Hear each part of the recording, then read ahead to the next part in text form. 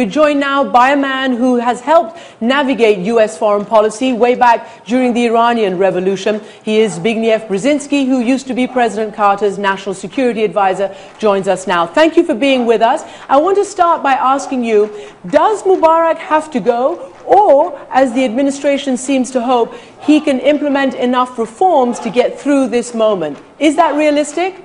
I don't think that's realistic.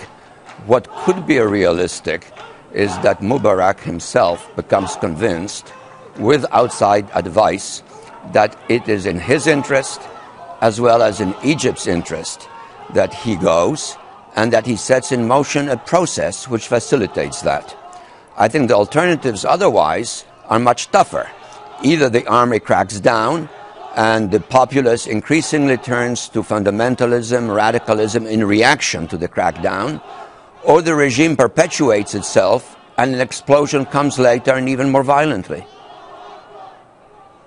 Well, let me ask you then, because clearly the administration is grappling with a decades-long problem, how to have democracy in this part of the world without fundamentalism filling the vacuum. Do you think that is still, particularly as you watch what happened in Tunisia, secular, young? Here in Egypt, it's mostly secular. We don't see the Islamic forces right now. Do you think that is still a fear?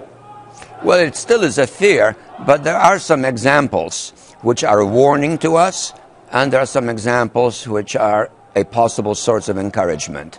The warning is, of course, what happened in Iran, the takeover by a theological fundamentalist regime hostile to the outside world and particularly to us. The other alternative, and it's also an equally important historical nation, is Turkey, where the army has played a role of a guarantor of democracy, even sometimes in an authoritarian transition.